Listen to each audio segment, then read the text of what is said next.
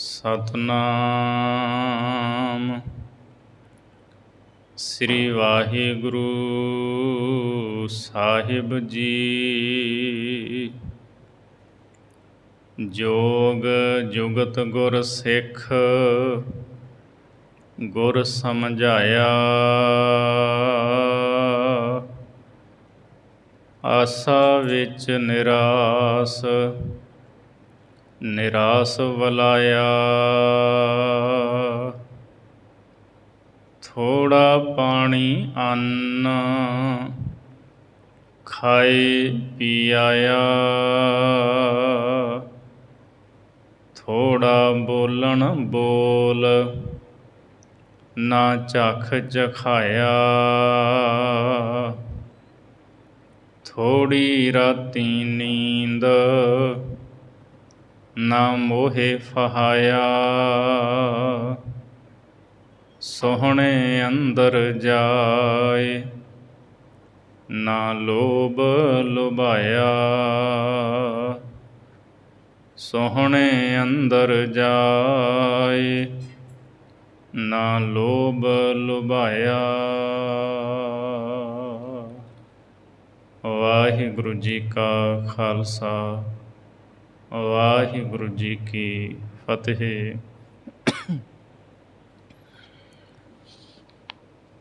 ਪਤਿਤ ਪਾਵਨ ਭਗਤ ਵਸ਼ਲ ਕਰੁਣਾ ਨਿਧਾਨ ਦੀਨਾ ਬੰਧੂ ਜੋਤੀ ਸਵੈਰੂਪ। ਜ਼ਬਰ ਸ਼ਤਰ ਤਖਤ ਦੇ ਮਾਲਕ ਧੰਨ ਸ੍ਰੀ ਗੁਰੂ ਗ੍ਰੰਥ ਸਾਹਿਬ ਮਹਾਰਾਜ ਜੀ ਦੀ ਪਵਿੱਤਰ ਹਜ਼ੂਰੀ ਦੇ ਅੰਦਰ ਹਾਜ਼ਰੀਆਂ ਭਰ ਰਹੀ ਗੁਰੂ ਰੂਪ ਸਾਧ ਸੰਗਤ ਜੀ, ਆਓ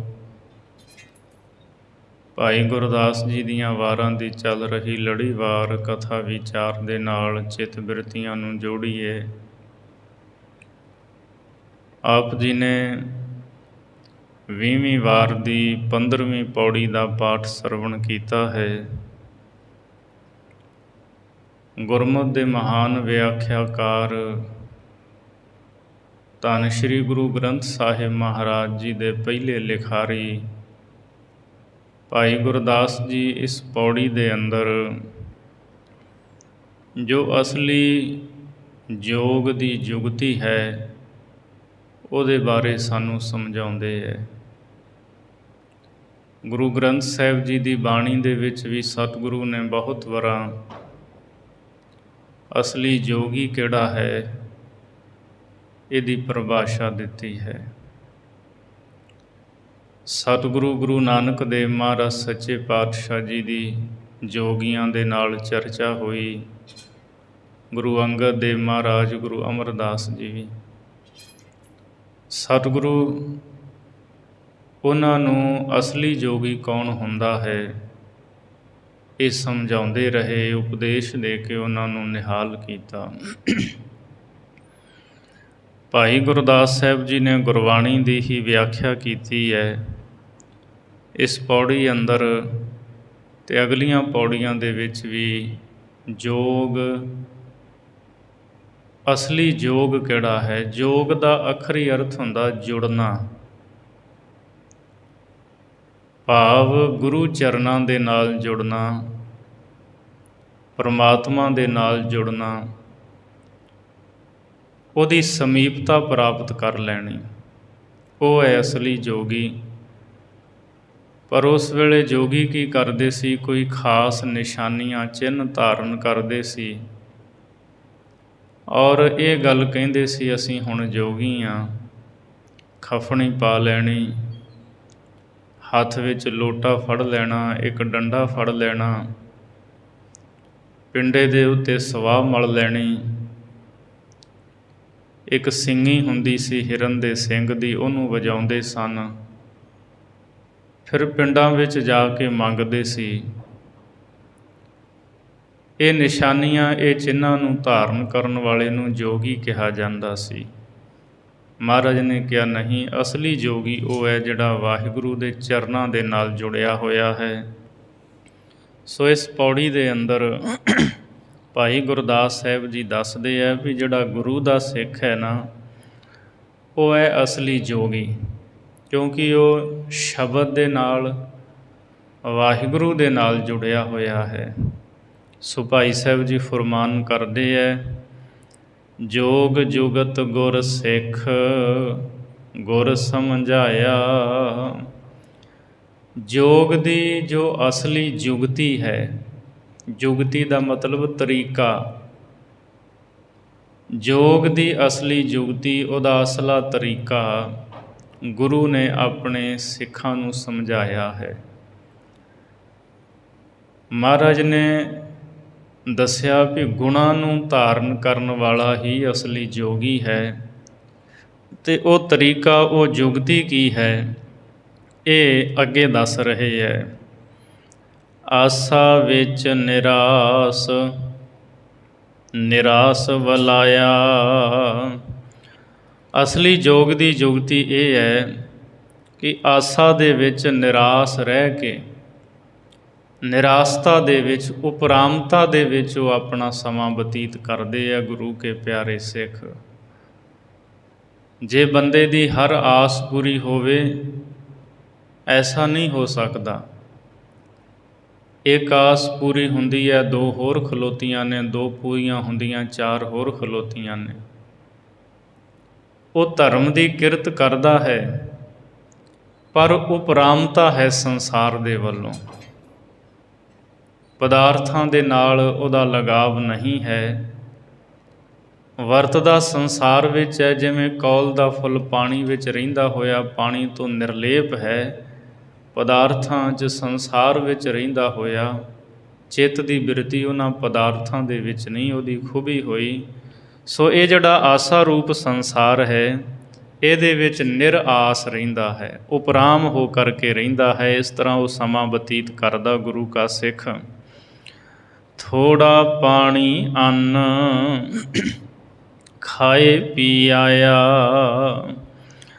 ਥੋੜ੍ਹਾ ਹੀ ਅੰਨ ਖਾਂਦੇ ਹੈ, ਭਾਵ ਥੋੜ੍ਹਾ ਭੋਜਨ ਛਕਦੇ ਹੈ, ਥੋੜ੍ਹਾ ਪਾਣੀ ਪੀਂਦੇ ਹੈ, ਸੰਜਮ ਦੇ ਵਿੱਚ ਰਹਿ ਕੇ। ਹੱਦੋਂ ਵੱਧ ਖਾ ਲੈਣਾ ਅਤੇ ਹੱਦੋਂ ਵੱਧ ਪਾਣੀ ਪੀਣਾ, ਉਹ ਵੀ ਦੇਹੀ ਵਾਸਤੇ ਨੁਕਸਾਨਦਾਇਕ ਹੈ। ਖਾਸ ਕਰਕੇ ਜਦੋਂ ਕੋਈ ਬੰਦਗੀ ਇਬਾਦਤ ਦੇ ਵਿੱਚ ਬੈਠਦਾ ਹੈ, ਤਾਂ ਭੋਜਨ ਉਹਨੂੰ ਬੜਾ ਸੰਜਮ ਦਾ ਕਰਨਾ ਪੈਂਦਾ ਹੈ। ਸਿਆਣਿਆਂ ਦੀ ਵੀ ਗੱਲ ਹੈ, ਜੈਸਾ ਅੰਨ ਵੈਸਾ ਮਨ। ਭੋਜਨ ਜਿਹੋ ਜਿਹਾ ਸਾਡੇ ਸਰੀਰ ਦੇ ਵਿੱਚ ਜਾਵੇਗਾ, ਸਾਡੇ ਮਨ ਦੀ ਬਿਰਤੀ ਵੀ ਉਹੋ ਜਿਹੀ ਬਣੇਗੀ। ਕੁਝ ਪਦਾਰਥ ਐਸੇ ਨੇ ਜਿਹੜੇ ਖਾਧੇ ਹਨ, ਕੋਈ ਅਖਾਧੇ ਹਨ। ਕਈ ਖਾਣ ਵਾਲੇ ਹੈ, ਕਈ ਨਹੀਂ ਖਾਣ ਵਾਲੇ ਹੈ। ਤੋ ਜਿਨ੍ਹਾਂ ਤੋਂ ਮਨਾਹੀ ਹੈ, ਐਸੇ ਪਦਾਰਥ ਖਾਣੇ ਨਹੀਂ, ਅਤੇ ਜਿਹੜੇ ਪੀਣ ਵਾਲੇ ਨੇ ਉਹ ਪੀਣੇ ਨਹੀਂ। ਜਿਵੇਂ ਹਜ਼ੂਰ ਨੇ ਸ਼ਰਾਬ ਦਾ ਜ਼ਿਕਰ ਕੀਤਾ ਹੈ, ਮਹਾਰਾਜ ਕਹਿੰਦੇ ਇਹਦਾ ਸੇਵਨ ਨਹੀਂ ਕਰਨਾ। ਭੋਜਨ ਵੀ ਸੰਜਮ ਦੇ ਵਿੱਚ ਰਹਿ ਕੇ ਛਕਣਾ ਹੈ, ਜਿੰਨਾ ਕੁ ਸਰੀਰ ਨੂੰ ਲੋੜ ਹੈ। ਲੋੜ ਤੋਂ ਵੱਧ ਜਦੋਂ ਅਸੀਂ ਛਕਦੇ ਹਾਂ, ਸਾਡੀ ਦੇਹੀ ਦੇ ਵਿੱਚ ਰੋਗ ਪੈਦਾ ਹੁੰਦੇ ਹੈ, ਔਰ ਫਿਰ ਮਨ ਵੀ ਰੋਗੀ ਬਣ ਜਾਂਦਾ ਹੈ। ਉਹਨਾਂ ਪਦਾਰਥਾਂ ਦਾ ਰਸ ਲੈਣ ਲੱਗ ਪੈਂਦਾ ਹੈ। ਵਾਹਿਗੁਰੂ ਜੀ ਦੇ ਨਾਮ ਰਸ ਤੋਂ ਇਹ ਮਨ ਵਾਂਝਾ ਰਹਿ ਜਾਂਦਾ ਹੈ। ਸੋ ਭਾਈ ਗੁਰਦਾਸ ਜੀ ਕਹਿੰਦੇ, ਗੁਰੂ ਕੇ ਸਿੱਖ ਥੋੜ੍ਹਾ ਅੰਨ ਪਾਣੀ ਛਕਦੇ ਹੈ, ਮਤਲਬ ਸੰਜਮ ਵਿੱਚ। ਗੁਰੂ ਗ੍ਰੰਥ ਸਾਹਿਬ ਦੀ ਬਾਣੀ ਵਿੱਚ ਮਹਾਰਾਜ ਨੇ ਵਰਤ ਦਾ ਵੀ ਦੱਸਿਆ ਹੈ ਵੀ ਸਿੱਖ ਨੇ ਵਰਤ ਨਹੀਂ ਰੱਖਣਾ, ਭੁੱਖੇ ਨਹੀਂ ਰਹਿਣਾ। ਨਾ ਭੁੱਖੇ ਰਹਿਣਾ ਹੈ ਅਤੇ ਨਾ ਬਹੁਤਾ ਇੰਨਾ ਹੀ ਖਾ ਲੈਣਾ ਹੈ ਵੀ ਬਾਅਦ 'ਚ ਉੱਠਿਆ ਹੀ ਨਾ ਜਾਵੇ। ਸੰਜਮ ਦੇ ਵਿੱਚ ਖਾਣਾ, ਸੰਜਮ ਵਿੱਚ ਪੀਣਾ ਹੈ। ਇਹ ਗੁਰਮੁਖ ਦਾ ਸਿਧਾਂਤ ਹੈ। ਥੋੜ੍ਹਾ ਬੋਲਣ ਬੋਲ ਨਾ ਝੱਖ ਝਖਾਇਆ। ਜੋਗ ਦੀ ਜੁਗਤੀ ਦੱਸ ਰਹੇ ਭਾਈ ਗੁਰਦਾਸ ਸਾਹਿਬ ਜੀ। ਜਿਹੜੇ ਗੁਰੂ ਕੇ ਸਿੱਖ ਹੈ, ਉਹ ਥੋੜ੍ਹਾ ਬੋਲ ਬੋਲਦੇ ਹੈ। ਜਿੰਨੀ ਕੁ ਲੋੜ ਹੁੰਦੀ ਹੈ ਓਨੀ ਕੁ ਗੱਲ ਕਰਦੇ ਹੈ। ਨਾ ਝੱਖ ਝਖਾਇਆ, ਅਤੇ ਵਿਅਰਥ ਨਹੀਂ ਬੋਲਦੇ, ਐਵੇਂ ਗੱਪਾਂ ਨਹੀਂ ਮਾਰਦੇ। ਜਿੰਨੀ ਕੁ ਲੋੜ ਹੈ ਓਨਾ ਕੁ ਬਚਨ ਬੋਲਦੇ ਹੈ। ਬੋਲਣਾ ਵੀ ਸਿੱਖ ਦਾ ਸੰਜਮ ਦੇ ਵਿੱਚ ਹੈ।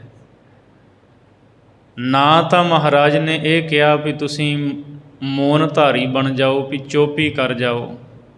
ਬਿਲਕੁਲ ਚੁੱਪ ਰਹਿਣਾ ਵੀ ਸਤਿਗੁਰੂ ਨੇ ਕਿਹਾ ਵੀ ਨਹੀਂ। ਅਤੇ ਵਾਧੂ ਬੋਲੀ ਜਾਣਾ ਸਤਿਗੁਰੂ ਕਹਿੰਦੇ ਉਹ ਵੀ ਨਹੀਂ ਬੋਲਣਾ। ਜਬ ਲਗ ਦੁਨੀਆ ਰਹੀਐ ਨਾਨਕ, ਕਿਛ ਸੁਣੀਐ ਕਿਛ ਕਹੀਐ। ਪਾਤਸ਼ਾਹ ਜੀ ਕਹਿੰਦੇ ਜਦੋਂ ਤੱਕ ਇਹ ਦੁਨੀਆ ਹੈ, ਕਿਛ ਸੁਣੀਐ, ਪਹਿਲੋਂ ਸੁਣਨ ਦੀ ਗੱਲ ਕੀਤੀ ਵੀ ਪਹਿਲੋਂ ਧਿਆਨ ਨਾਲ ਸੁਣੋ ਅਤੇ ਫਿਰ ਉਸ ਤੋਂ ਬਾਅਦ ਕੁਝ ਬੋਲੋ। ਸੁਣਨਾ ਅਤੇ ਬੋਲਣਾ ਇਹ ਬਿਲਕੁਲ ਸੰਜਮ ਦੇ ਵਿੱਚ ਹੈ। ਗੁਰੂ ਕੇ ਸਿੱਖ ਦਾ ਇਹੀ ਯੋਗ ਦੀ ਅਸਲੀ ਜੁਗਤੀ ਹੈ। ਉਹ ਥੋੜ੍ਹਾ ਬੋਲਦੇ ਹੈ ਅਤੇ ਵਿਅਰਥ ਕਦੇ ਵੀ ਬੋਲਦੇ ਨਹੀਂ। ਥੋੜ੍ਹੀ ਰਾਤੀ ਨੀਂਦ ਨਾ ਮੋਹੇ ਫਹਾਇਆ। ਲੋੜ ਅਨੁਸਾਰ ਰਾਤ ਨੂੰ ਥੋੜ੍ਹੀ ਹੀ ਨੀਂਦ ਪ੍ਰਾਪਤ ਕਰਦੇ ਹੈ, ਬਹੁਤਾ ਜ਼ਿਆਦਾ ਨਹੀਂ ਸੌਂਦੇ। ਨਾ ਮੋਹੇ ਫਹਾਇਆ, ਅਤੇ ਮੋਹ ਵਿੱਚ ਨਹੀਂ ਫਸਦੇ। ਨੀਂਦ ਵੀ ਸੰਜਮ ਦੇ ਵਿੱਚ ਹੈ। ਸਿਆਣੇ ਕਹਿੰਦੇ ਆ ਭੁੱਖ ਅਤੇ ਨੀਂਦ ਜਿੰਨੀ ਮਰਜ਼ੀ ਵਧਾ ਲਓ ਅਤੇ ਜਿੰਨੀ ਮਰਜ਼ੀ ਘਟਾ ਲਓ। ਭੁੱਖ ਵੀ ਇਹੋ ਜਿਹੀ ਹੈ, ਵਧਾਈ ਜਾਓਗੇ ਵੱਧ ਹੀ ਜਾਣੀ ਹੈ। 2-2 ਬੁਰਕੀਆਂ ਅੱਧੀ ਅੱਧੀ ਰੋਟੀ ਰੋਜ਼ ਵਧਾਈ ਜਾਓ, ਭੁੱਖ ਵੱਧਦੀ ਜਾਏਗੀ। ਨੀਂਦ ਵੀ ਇਸੇ ਤਰ੍ਹਾਂ ਹੈ। ਜੇ 6 ਘੰਟੇ ਬੰਦਾ ਸੌਂਦਾ ਹੈ, 15-15 ਮਿੰਟ 10-10 ਮਿੰਟ ਵਧਾਈ ਜਾਵੇ, ਭਾਵੇਂ 15 ਘੰਟੇ ਸੁੱਤਾ ਰਹੇ। ਸਤਿਗੁਰੂ ਜੀ ਫਰਮਾਉਂਦੇ ਹੈ ਬਾਣੀ ਦੇ ਵਿੱਚ ਵੀ ਨੀਂਦ ਵੀ ਥੋੜ੍ਹੀ ਸੰਜਮ ਦੇ ਵਿੱਚ ਹੈ, ਖਾਣਾ ਵੀ ਸੰਜਮ ਦੇ ਵਿੱਚ ਹੈ, ਪਹਿਨਣਾ ਵੀ ਸੰਜਮ ਵਿੱਚ ਹੈ, ਬੋਲਣਾ ਵੀ ਇਹਦਾ ਸੰਜਮ ਦੇ ਵਿੱਚ ਹੈ। ਲੋੜ ਮੁਤਾਬਕ ਹੈ ਸਾਰਾ ਕੁਝ।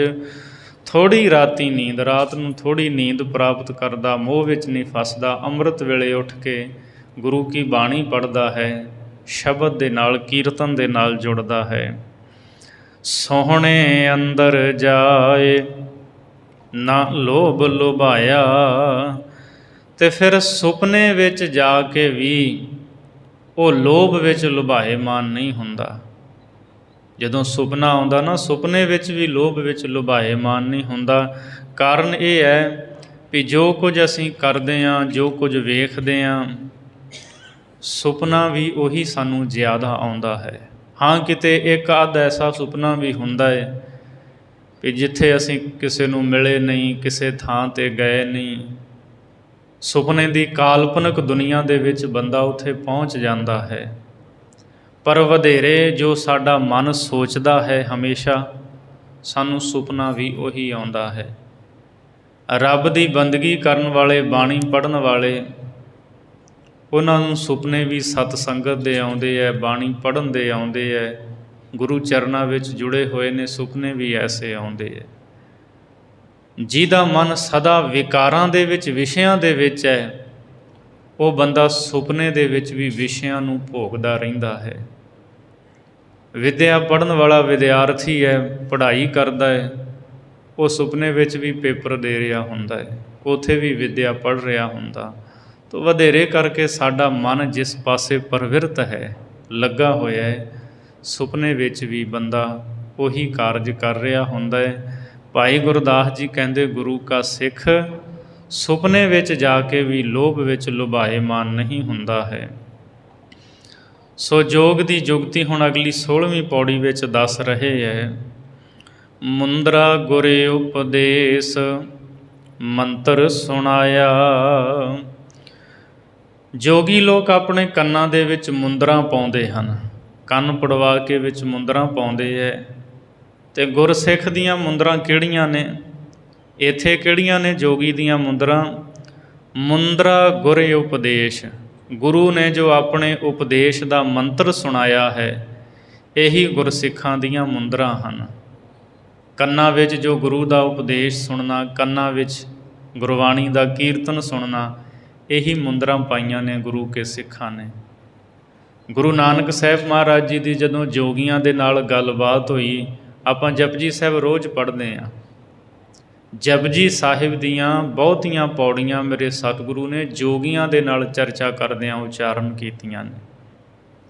ਮੁੰਦਾ ਸੰਤੋਖ ਸਰਮਪਤ ਝੋਲੀ, ਧਿਆਨ ਕੀ ਕਰਹਿ ਵਿਭੂਤ, ਖਿੰਥਾ ਕਾਲ ਕੁਆਰੀ ਕਾਇਆ ਜੁਗਤ ਡੰਡਾ ਪ੍ਰਤੀਤ। ਆਈ ਪੰਥੀ ਸਗਲ ਜਮਾਤੀ ਮਨ ਜੀਤੈ ਜਗ ਜੀਤ। ਆਦੇਸ ਤਿਸੈ ਆਦੇਸ ਆਦ ਅਨੀਲ ਅਨਾਦ ਅਨਾਹਤ ਜੁਗ ਜੁਗ ਏਕੋ ਵੇਸ। ਇਹ ਚਾਰੇ ਪੌੜੀਆਂ ਵਿੱਚ ਮਹਾਰਾਜ ਗੁਰੂ ਨਾਨਕ ਸਾਹਿਬ ਨੇ ਯੋਗ ਦੀ ਜੁਗਤੀ ਦੱਸੀ। ਉੱਥੇ ਮਹਾਰਾਜ ਕਹਿੰਦੇ ਮੁੰਦਰਾਂ ਨੇ ਸੰਤੋਖ ਦੀਆਂ। ਭਾਈ ਗੁਰਦਾਸ ਜੀ ਇੱਥੇ ਫਰਮਾਉਂਦੇ ਨੇ ਗੁਰੂ ਦਾ ਉਪਦੇਸ਼ ਮੰਤਰ ਜੋ ਕੰਨਾਂ ਵਿੱਚ ਸੁਣਾਇਆ ਗਿਆ ਹੈ, ਇਹੀ ਗੁਰਸਿੱਖ ਜੋਗੀ ਦੀਆਂ ਮੁੰਦਰਾਂ ਹਨ। ਖਿੰਥਾ ਖਿਮਾ ਸਿਵਾਏ ਝੋਲੀ ਪਤ ਮਾਇਆ। ਤੇ ਖਿੰਥਾ ਖਿਮਾ ਸਿਵਾਏ, ਖਿੰਥਾ ਜੋਗੀਆਂ ਨੇ ਖਫਣੀ ਪਾਈ ਹੁੰਦੀ ਹੈ। ਭਾਈ ਗੁਰਦਾਸ ਜੀ ਕਹਿੰਦੇ ਗੁਰਸਿੱਖ ਜੋਗੀ ਨੇ ਖਿਮਾ ਰੂਪੀ ਖਿੰਥਾ ਨੂੰ ਸਵਾ ਕੇ ਆਪਣੇ ਗਲ ਪਾਇਆ ਹੋਇਆ। ਮਤਲਬ ਭਾਵ ਅਰਥ ਇਹ ਹੈ ਵੀ ਖਿਮਾ ਦਾ ਗੁਣ ਧਾਰਨ ਕੀਤਾ ਹੈ, ਖਿਮਾ ਕਰਦਾ ਹੈ ਗੁਰੂ ਕਾ ਸਿੱਖ। ਝੋਲੀ ਪਤ ਮਾਇਆ, ਤੇ ਮਾਇਆ ਵਿੱਚ ਰਹਿੰਦਿਆਂ ਹੋਇਆਂ ਜੋ ਇੱਜ਼ਤ ਕਾਇਮ ਰੱਖੀ ਹੈ ਸਿੱਖ ਨੇ, ਇਹੀ ਝੋਲੀ ਹੈ। ਜੋਗੀਆਂ ਕੋਲ ਇੱਕ ਝੋਲੀ ਹੁੰਦੀ ਹੈ, ਮੋਢੇ 'ਤੇ ਪਾਈ ਹੁੰਦੀ ਹੈ। ਪਿੰਡ 'ਚ ਮੰਗਣ ਜਾਂਦੇ ਆ, ਜੋ ਕੁਝ ਦਿੰਦਾ ਹੈ ਕੋਈ ਰੋਟੀਆਂ ਉਸ ਝੋਲੀ 'ਚ ਪਾ ਲੈਂਦੇ ਹੈ। ਸੋ ਗੁਰਸਿੱਖ ਜੋਗੀ ਦੀ ਝੋਲੀ ਕਿਹੜੀ ਹੈ? ਪਤ ਦੀ, ਇੱਜ਼ਤ ਦੀ। ਉਹਨੇ ਆਪਣੀ ਇੱਜ਼ਤ ਕਾਇਮ ਰੱਖੀ ਹੈ। ਬੋਲਣ ਦਾ ਉਹਨੂੰ ਸਲੀਕਾ ਹੈ, ਵਿਵਹਾਰ ਕਰਨ ਦਾ ਤਰੀਕਾ ਉਹਨੂੰ ਪਤਾ ਹੈ। ਸੋ ਇਸ ਲਈ ਉਸ ਗੁਰਸਿੱਖ ਨੇ ਇੱਜ਼ਤ ਕਾਇਮ ਰੱਖੀ, ਇਹੀ ਉਹਦੀ ਝੋਲੀ ਹੈ। ਮਾਇਆ ਵਿੱਚ ਰਹਿੰਦਿਆਂ ਹੋਇਆਂ ਉਪਰਾਮ ਹੈ। ਪੈਰੀਂ ਪੈ ਪਾ ਖਾਕ ਵਿਭੂਤ ਬਣਾਇਆ। ਫਿਰ ਜੋਗੀ ਲੋਕ ਜਿਹੜੇ ਹੁੰਦੇ ਸਨ, ਅੱਜ ਵੀ ਹਨ ਬਹੁਤੇ, ਉਹ ਚੁੱਲ੍ਹੇ ਦੀ ਸਵਾਹ ਆਪਣੇ ਤਨ ਦੇ ਉੱਤੇ, ਸਰੀਰ ਸਾਰੇ 'ਤੇ ਮਲ ਲੈਂਦੇ ਹੈ। ਸਰੀਰ ਦੇ ਉੱਤੇ ਸਵਾਹ ਮਲਦੇ ਹੈ। ਪਾਤਸ਼ਾਹ ਜੀ ਫਰਮਾਉਂਦੇ ਪੈਰੀਂ ਪੈ ਪਾ ਖਾਕ। ਗੁਰੂ ਕਾ ਸਿੱਖ ਜਿਹੜਾ ਨਾ, ਗੁਰੂ ਦੇ ਚਰਨੀ ਪੈ ਕੇ ਗੁਰੂ ਚਰਨਾਂ ਦੀ ਧੂੜ ਬਣ ਜਾਂਦਾ ਹੈ। ਇਹੀ ਉਸਨੇ ਵਿਭੂਤੀ ਬਣਾਈ ਹੋਈ ਹੈ, ਇਹੀ ਵਿਭੂਤੀ ਸੁਆਹ ਹੈ। ਮਤਲਬ ਮਹਾਰਾਜ ਦੇ ਚਰਨੀ ਪੈ ਕੇ ਚਰਨਾਂ ਦੀ ਧੂੜ ਬਣਨ ਦਾ ਮਤਲਬ ਹੁੰਦਾ ਨਿਮਰਤਾ ਧਾਰਨ ਕਰਨੀ, ਨੀਵੇਂ ਬਣ ਕੇ ਰਹਿਣਾ। ਸੋ ਨਿਮਰਤਾ ਦਾ ਗੁਣ ਧਾਰਨ ਰੂਪ ਵਿਭੂਤੀ ਗੁਰੂ ਕੇ ਸਿੱਖ ਨੇ ਬਣਾਈ ਹੈ। ਪਿਰਮ ਪਿਆਲਾ ਪਤ ਭੋਜਨ ਪਾਇਆ। ਪਿਰਮ ਪਿਆਲਾ, ਪ੍ਰੇਮ ਦਾ ਜੋ ਪਿਆਲਾ ਗੁਰੂ ਕਾ ਸਿੱਖ ਉਹ ਆਪਣੇ ਕੋਲ ਰੱਖਦਾ ਹੈ, ਇਹੀ ਉਹਦਾ ਤੂੰਬਾ ਹੈ। ਜੋਗੀ ਲੋਕ ਸ਼ਰਾਬ ਵੀ ਪੀਂਦੇ ਸਨ। ਮਹਾਰਾਜ ਨੇ ਉਹਨਾਂ ਨੂੰ ਸਿੱਖਿਆ ਵੀ ਦਿੱਤੀ ਬਾਣੀ ਵਿੱਚ। ਜੋਗੀ ਭਰਥਰੀ ਦਾ ਜਦੋਂ ਧੰਨ ਗੁਰੂ ਨਾਨਕ ਸਾਹਿਬ ਦੇ ਨਾਲ ਮੇਲ ਹੁੰਦਾ, ਮਹਾਰਾਜ ਨੂੰ ਦੱਸਦੇ ਹੈ, ਗੁੜ ਕਰ ਗਿਆਨ ਧਿਆਨ ਕਰ ਧਾਵੈ, ਕਰ ਕਰਨੀ ਕਸ ਪਾਈਐ, ਭਾਠੀ ਭਵਨ ਪ੍ਰੇਮ ਕਾ ਪੋਚਾ, ਇਤ ਰਸ ਅਵਿਓ ਚੁਆਈਐ। ਉੱਥੇ ਮਹਾਰਾਜ ਨੇ ਦੱਸਿਆ ਇਹ ਬਾਹਰ ਦੀ ਸ਼ਰਾਬ ਨਹੀਂ, ਇਹ ਨਸ਼ੇ ਨਹੀਂ। ਬੰਦਗੀ ਕਰਦਿਆਂ ਹੋਇਆਂ ਹਿਰਦੇ ਦੇ ਵਿੱਚ ਅੰਮ੍ਰਿਤ ਰਸ ਪ੍ਰਾਪਤ ਹੋਵੇ, ਅੰਮ੍ਰਿਤ ਰਸ ਚੋਵੇ, ਉਹ ਹੈ ਅਸਲੀ ਸ਼ਰਾਬ। ਜਿਸ ਨੂੰ ਪ੍ਰਾਪਤ ਕਰਕੇ ਬੰਦਾ ਖੀਵਾ ਹੋ ਜਾਂਦਾ, ਮਸਤ ਹੋ ਜਾਂਦਾ ਹੈ। ਸੋ ਪ੍ਰੇਮ ਰੂਪੀ ਪਿਆਲਾ ਹੈ ਗੁਰੂ ਕੇ ਸਿੱਖ, ਇਹਨੂੰ ਪ੍ਰਾਪਤ ਕਰਦੇ ਹੈ, ਸ਼ਰਾਬ ਨਹੀਂ ਪੀਂਦੇ। ਪਤ ਭੋਜਨ ਪਾਇਆ, ਔਰ ਕੀਰਤਨ ਦਾ ਜੋ ਭੋਜਨ ਹੈ, ਅਖੰਡ ਕੀਰਤਨ ਤਿਨ ਭੋਜਨ ਚੂਰਾ, ਕਹੋ ਨਾਨਕ ਜਿਸ ਸਤਿਗੁਰ ਪੂਰਾ। ਕੀਰਤਨ ਰੂਪੀ ਭੋਜਨ ਗੁਰੂ ਕੇ ਸਿੱਖਾਂ ਨੂੰ ਪਾਇਆ, ਚੰਗਾ ਲੱਗਾ ਹੈ, ਇਹੀ ਪਤ ਹੈ, ਇਹੀ ਉਹਨਾਂ ਦਾ ਤੂੰਬਾ ਹੈ। ਡੰਡਾ ਗਿਆਨ ਵਿਚਾਰ ਦੂਤ ਸਿਧਾਇਆ। ਜੋਗੀਆਂ ਦੇ ਕੋਲ ਇੱਕ ਡੰਡਾ ਹੁੰਦਾ ਹੈ। ਡੰਡਾ ਵੀ ਉਹਨਾਂ ਨੇ ਹੱਥ ਵਿੱਚ ਫੜਿਆ ਹੁੰਦਾ। ਜਦੋਂ ਪਿੰਡ 'ਚ ਜਾਂਦੇ ਮੰਗਣ, ਕਈ ਵਾਰ ਕੁੱਤੇ ਪੈ ਜਾਂਦੇ ਤਾਂ ਡੰਡਾ ਵੀ ਰੱਖਦੇ ਉਹ ਹੱਥ ਵਿੱਚ ਕੁੱਤੇ ਭਜਾਉਣ ਨੂੰ। ਸੋ ਇੱਥੇ ਜੋਗ ਦੀ ਜੁਗਤੀ ਗੁਰਸਿੱਖ ਦੇ ਕੋਲ ਕਿਹੜਾ ਡੰਡਾ ਹੈ? ਡੰਡਾ ਗਿਆਨ ਵਿਚਾਰ। ਜੋ ਗੁਰੂ ਦੇ ਗਿਆਨ ਦਾ ਵਿਚਾਰ ਕਰਦੇ ਹੈ, ਇਹੀ ਗੁਰਸਿੱਖਾਂ ਨੇ ਡੰਡਾ ਆਪਣੇ ਕੋਲ ਰੱਖਿਆ ਹੋਇਆ ਹੈ। ਗਿਆਨ ਦਾ ਵਿਚਾਰ ਕਰਦੇ ਰਹਿੰਦੇ, ਇਹ ਡੰਡਾ ਹੈ ਉਹਨਾਂ ਦੇ ਹੱਥ ਵਿੱਚ। ਦੂਤ ਸਿਧਾਇਆ, ਅਤੇ ਇਸ ਗਿਆਨ ਦੇ ਡੰਡੇ ਦੇ ਨਾਲ ਜਿਹੜੇ ਦੂਤ ਹਨ, ਕਾਮ, ਕ੍ਰੋਧ, ਲੋਭ, ਮੋਹ, ਹੰਕਾਰ ਇਤਿਆਦਿਕ, ਇਹਨਾਂ ਦੂਤਾਂ ਨੂੰ ਉਹਨਾਂ ਨੇ ਸਿਧਾਇਆ ਦਾ ਅਰਥ ਸਿੱਧ ਕੀਤਾ ਹੈ, ਵਸ ਵਿੱਚ ਕੀਤਾ ਹੈ। ਗਿਆਨ ਦੇ ਡੰਡੇ ਦੇ ਨਾਲ ਵਿਕਾਰਾਂ ਰੂਪੀ ਕੁੱਤਿਆਂ ਨੂੰ ਉਹਨਾਂ ਨੇ ਦੂਰ ਭਜਾਇਆ ਹੋਇਆ ਹੈ, ਇਹਨਾਂ ਨੂੰ ਨੇੜੇ ਨਹੀਂ ਲੱਗਣ ਦਿੰਦੇ। ਦੂਤ ਸਿਧਾਇਆ, ਪਾਠੰਤਰ ਇੱਥੇ ਸਧਾਇਆ ਵੀ ਹੈ, ਸੱਸੇ ਨੂੰ ਸਿਹਾਰੀ ਸਿਧਾਇਆ ਵੀ। ਸ਼੍ਰੋਮਣੀ ਗੁਰਦੁਆਰਾ ਪ੍ਰਬੰਧਕ ਕਮੇਟੀ ਵੱਲੋਂ ਜੋ ਭਾਈ ਗੁਰਦਾਸ ਦੀਆਂ ਵਾਰਾਂ ਪ੍ਰਕਾਸ਼ਿਤ ਕੀਤੀਆਂ ਗਈਆਂ, ਉੱਥੇ ਸਧਾਇਆ ਮਤਲਬ ਉਹਨਾਂ ਨੇ ਸਾਧ ਲਿਆ, ਜਿਹੜੇ ਦੂਤ ਨੇ ਉਹਨਾਂ ਨੂੰ ਵਸ ਵਿੱਚ ਕਰ ਲਿਆ ਹੋਇਆ ਹੈ ਗੁਰੂ ਕੇ ਸਿੱਖਾਂ ਨੇ ਗਿਆਨ ਵਿਚਾਰ ਦੇ ਡੰਡੇ ਨਾਲ। ਸਹਿਜ ਗੁਫਾ ਸਤ ਸੰਗ ਸਮਾਧ ਸਮਾਇਆ, ਜਿਹੜੇ ਜੋਗੀ ਹੁੰਦੇ ਸਨ ਉਹ ਪਹਾੜਾਂ ਵਿੱਚ, ਗੁਫਾਵਾਂ ਵਿੱਚ ਜਾ ਕੇ ਬੈਠਦੇ ਸੀ। ਅਤੇ ਇੱਧਰ ਗੁਰਸਿੱਖ ਦੀ ਗੁਫਾ ਕਿਹੜੀ ਹੈ? ਸਹਿਜ ਗੁਫਾ ਸਤ ਸੰਗ, ਸਹਿਜ ਸ਼ਾਂਤੀ ਦੀ ਗੁਫਾ ਬਣਾਈ ਹੋਈ ਹੈ, ਔਰ ਸਤ ਸੰਗਤ ਦੇ ਵਿੱਚ ਹੀ ਟਿਕ ਕੇ ਸਮਾਧੀ ਲਾਉਂਦੇ ਹੈ, ਸਤ ਸੰਗਤ ਵਿੱਚ ਬੈਠਦੇ ਹੈ, ਗੁਰਬਾਣੀ ਦੇ ਨਾਲ, ਸ਼ਬਦ ਦੇ ਨਾਲ ਆਪਣੀ ਸੁਰਤ ਨੂੰ ਜੋੜਦੇ ਹੈ। ਇਹੀ ਸਿੱਖ ਦੀ ਸਮਾਧੀ ਹੈ, ਸਹਿਜ ਅਵਸਥਾ ਵਿੱਚ ਟਿਕ ਕੇ ਬੈਠਦੇ ਹੈ। ਇਸ ਤਰ੍ਹਾਂ ਜੋ ਅਟਲ ਸਮਾਧੀ ਹੈ, ਨਿਰਵਿਕਲਪ ਸਮਾਧੀ ਹੈ, ਉਸ ਸਮਾਧੀ ਦੇ ਵਿੱਚ ਗੁਰੂ ਕੇ ਸਿੱਖ ਸਮਾ ਜਾਂਦੇ ਹੈ। ਅਗਲੀ 17ਵੀਂ ਪੌੜੀ ਵਿੱਚ ਭਾਈ ਗੁਰਦਾਸ ਜੀ ਬਖਸ਼ਿਸ਼ ਕਰ ਰਹੇ ਨੇ, ਸਿੰਘੀ ਸੁਰਤ ਵਿਸੇਖ ਸ਼ਬਦ ਵਜਾਇਆ। ਜੋਗੀਆਂ ਦੇ ਕੋਲ ਇੱਕ ਸਿੰਘੀ ਹੁੰਦੀ ਹੈ, ਹਿਰਨ ਦੇ ਸਿੰਘ ਦੀ ਬਣੀ ਹੋਈ, ਅਤੇ ਜਦੋਂ ਉਹਨਾਂ ਨੇ ਭੋਜਨ ਛਕਣਾ ਹੁੰਦਾ ਨਾ, ਉਹ ਉਹਨੂੰ ਵਜਾਉਂਦੇ ਹੈ। ਸਾਰੇ ਜੋਗੀ ਇਕੱਠੇ ਹੋ ਜਾਂਦੇ ਆ ਕੇ, ਫਿਰ ਭੋਜਨ ਛਕਦੇ ਹੈ। ਜਾਂ ਜਦੋਂ ਉਹ ਪਿੰਡਾਂ ਵਿੱਚ ਮੰਗਣ ਜਾਇਆ ਕਰਦੇ ਸੀ, ਉਦੋਂ ਸਿੰਘੀ ਵਜਾਉਂਦੇ ਸੀ ਘਰ ਦੇ ਦਰਵਾਜ਼ੇ ਦੇ ਅੱਗੇ ਜਾ ਕੇ, ਅਤੇ ਘਰ ਵਾਲਾ ਕੋਈ ਵਿੱਚੋਂ ਨਿਕਲ ਕੇ ਉਹਨਾਂ ਨੂੰ ਭੋਜਨ ਉਹਨਾਂ ਦੇ ਪਾਤਰ ਵਿੱਚ ਪਾ ਦਿੰਦਾ ਸੀ। ਸਿੰਘੀ, ਸਿੰਘੀ ਸੁਰਤ ਵਿਸੇਖ ਸ਼ਬਦ ਵਜਾਇਆ। ਭਾਈ ਗੁਰਦਾਸ ਜੀ ਕਹਿੰਦੇ ਜੋ ਵਿਸੇਖ ਭਾਵ ਵਿਸ਼ੇਸ਼ ਵਾਹਿਗੁਰੂ ਦੀ ਗਿਆਤ ਹੈ ਨਾ, ਇਹੀ ਸਿੰਘੀ ਹੈ, ਔਰ ਸ਼ਬਦ ਬਾਣੀ ਦਾ ਜੋ ਪਾਠ ਕਰਨਾ, ਇਹੀ ਇਸ ਦਾ ਵਜਾਉਣਾ ਹੈ। ਵਾਹਿਗੁਰੂ ਦੀ ਗਿਆਤ ਇਹ ਸਿੰਘੀ ਹੈ, ਗੁਰੂ ਕੀ ਬਾਣੀ ਦਾ ਸ਼ਬਦ ਪੜ੍ਹਨਾ, ਸ਼ਬਦ ਦਾ ਅਭਿਆਸ ਕਰਨਾ, ਇਹੀ ਇਸ ਦਾ ਵਜਾਉਣਾ ਹੈ। ਭਾਵ ਰਸਨਾ ਦੇ ਨਾਲ ਸ਼ਬਦ ਪੜ੍ਹਦੇ, ਇਹ ਸਿੰਘੀ ਵਜਾਉਂਦੇ ਗੁਰੂ ਕੇ ਸਿੱਖ। ਗੁਰਮੁਖ ਆਈ ਪੰਥ ਨਿਜ ਘਰ ਪਾਇਆ। ਜੋਗੀਆਂ ਦੇ ਵਿੱਚ ਜਿਹੜੇ ਵੱਖ-ਵੱਖ ਪੰਥ ਹਨ, ਉਹਨਾਂ ਦੇ 12 ਪੰਥ ਨੇ ਵੈਸੇ ਜੋਗੀਆਂ ਦੇ, ਅਤੇ ਸਭ ਤੋਂ ਉੱਤਮ ਆਈ ਪੰਥ ਨੂੰ ਗਿਣਿਆ ਗਿਆ ਹੈ। ਇਹ ਨਾਂ ਹੈ ਉਹਨਾਂ ਦੇ ਪੰਥ ਦਾ, ਆਈ ਪੰਥ। ਅਤੇ ਆਈ ਪੰਥ ਵਾਲੇ ਆਪਣੇ ਆਪ ਨੂੰ ਸਭ ਤੋਂ ਉੱਚਾ ਸਮਝਦੇ, ਅਸੀਂ ਸਭ ਤੋਂ ਉੱਚੇ ਹਾਂ। ਜਿਵੇਂ ਸਨਾਤਨ ਮਤ ਵਿੱਚ 4 ਵਰਨਾਂ ਦੇ ਵਿੱਚੋਂ ਬ੍ਰਾਹਮਣ ਆਪਣੇ ਆਪ ਨੂੰ ਸਭ ਤੋਂ ਉੱਚਾ ਗਿਣਦਾ ਨਾ, ਇਸੇ ਤਰ੍ਹਾਂ ਜੋਗੀਆਂ ਦੇ ਵਿੱਚ ਆਈ ਪੰਥ ਵਾਲੇ ਜਿਹੜੇ ਨੇ, ਉਹ ਆਪਣੇ ਆਪ ਨੂੰ ਸਮਝਦੇ ਅਸੀਂ ਸਭ ਤੋਂ ਉੱਚੇ ਹਾਂ। ਤਾਂ ਗੁਰਮੁਖਾਂ ਦਾ ਆਈ ਪੰਥ ਕਿਹੜਾ ਹੈ? ਜੋ ਬੰਦਗੀ ਕਰਦਿਆਂ ਹੋਇਆਂ ਨਿਜ ਘਰ ਵਿੱਚ ਆ ਗਏ, ਮਤਲਬ ਜਦੋਂ ਮਨ ਦੀ ਭਟਕਣਾ ਦੂਰ ਹੋ ਗਈ, ਮਨ ਨਿਜ ਘਰ ਵਿੱਚ ਟਿਕ ਗਿਆ, ਇਹੀ ਜੋਗੀਆਂ ਦਾ ਆਈ, ਇਹੀ ਗੁਰਸਿੱਖਾਂ ਦਾ ਆਈ ਪੰਥ ਹੈ। ਆਦਿ ਪੁਰਖ ਆਦੇਸ ਅਲਖ ਲਖਾਇਆ। ਗੁਰਮੁਖ ਕੀ ਕਰਦੇ ਹੈ? ਆਦਿ ਪੁਰਖ ਪਰਮਾਤਮਾ ਨੂੰ ਆਦੇਸ਼ ਨਮਸਕਾਰ ਕਰਦੇ ਹੈ। ਜੋਗੀ ਲੋਕ ਜਦੋਂ ਆਪਸ ਵਿੱਚ ਮਿਲਦੇ ਹੈ ਤਾਂ ਇੱਕ ਦੂਜੇ ਨੂੰ ਆਦੇਸ਼ ਆਦੇਸ਼ ਇਸ ਤਰ੍ਹਾਂ ਕਹਿੰਦੇ ਹੈ। ਆਦੇਸ਼ ਦਾ ਮਤਲਬ ਹੁੰਦਾ ਨਮਸਕਾਰ। ਗੁਰੂ ਨਾਨਕ ਸਾਹਿਬ ਨੇ ਅੰਮ੍ਰਿਤ ਬਾਣੀ ਜਪਜੀ ਸਾਹਿਬ ਦੇ ਵਿੱਚ ਫਰਮਾਨ ਕੀਤਾ, ਆਦੇਸ਼ ਤਿਸੈ ਆਦੇਸ਼, ਆਦ ਅਨੀਲ ਅਨਾਦ ਅਨਾਹਤ ਜੁਗ ਜੁਗ ਏਕੋ ਵੇਸ। ਮਹਾਰਾਜ ਕਹਿੰਦੇ ਰੱਬ ਨੂੰ ਨਮਸਕਾਰ ਹੈ, ਜਿਹੜਾ ਸਦਾ ਕਾਇਮ ਰਹਿਣ ਵਾਲਾ ਹੈ। ਸੋ ਗੁਰਮੁਖ ਆਦਿ ਪੁਰਖ ਪਰਮਾਤਮਾ ਨੂੰ ਨਮਸਕਾਰ ਕਰਦੇ ਹੈ, ਅਤੇ ਅਲਖ ਨੂੰ ਉਹਨਾਂ ਨੇ ਲਖ ਲਿਆ, ਜਾਣ ਲਿਆ ਹੈ। ਗੁਰ ਚੇਲੇ ਰਹਿ ਰਾਸ ਮਨ ਪਰਚਾਇਆ।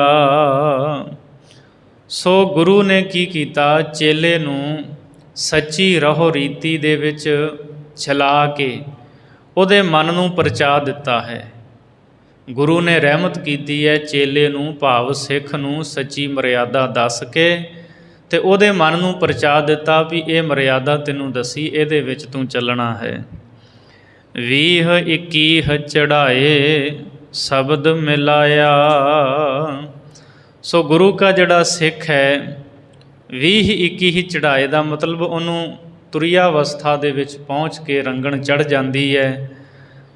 ਸ਼ਬਦ ਮਿਲਾਇਆ, ਅਤੇ ਗੁਰੂ ਦਾ ਸ਼ਬਦ ਜਿਹੜਾ ਨਾ ਉਹਨੂੰ ਵਾਹਿਗੁਰੂ ਦੇ ਨਾਲ ਮਿਲਾ ਦਿੰਦਾ ਹੈ। ਸ਼ਬਦ ਨੇ ਉਹਦਾ ਮਿਲਾਪ ਕਰਾ ਦਿੱਤਾ। ਪਰਮਾਤਮਾ ਨੇ 20 ਇਹ ਸੰਸਾਰ ਨੂੰ ਕਹਿੰਦੇ, 21 ਈਸ਼ਵਰ ਨੂੰ ਕਹਿੰਦੇ ਹੈ। ਸੰਸਾਰ ਤੋਂ ਉਪਰਾਮ ਹੋ ਕੇ ਵਾਹਿਗੁਰੂ ਪਰਮਾਤਮਾ ਦੇ ਵਿੱਚ ਜਾ ਟਿਕਦਾ ਹੈ ਔਰ ਸ਼ਬਦ ਰਾਹੀਂ ਉਹਦਾ ਮੇਲ ਹੁੰਦਾ ਪ੍ਰਭੂ ਦੇ ਨਾਲ। ਅਗਲੀ 18ਵੀਂ ਪੌੜੀ ਦੇ ਵਿੱਚ ਭਾਈ ਗੁਰਦਾਸ ਜੀ ਨੇ ਇਹ ਜਿਹੜਾ ਸੰਸਾਰ ਹੈ ਨਾ ਦੱਸਿਆ ਵੀ ਇਹ ਚੌਪੜ ਦੀ ਬਾਜੀ ਹੈ, ਚੌਪੜ ਦੀ ਖੇਡ ਵਾਂਗ। ਉਹ ਖੇਡ ਲੋਕ ਖੇਡਿਆ ਕਰਦੇ ਸੀ, ਕਈ ਜਿੱਤ ਜਾਂਦੇ ਸੀ, ਕਈ ਹਾਰ ਜਾਂਦੇ ਸੀ।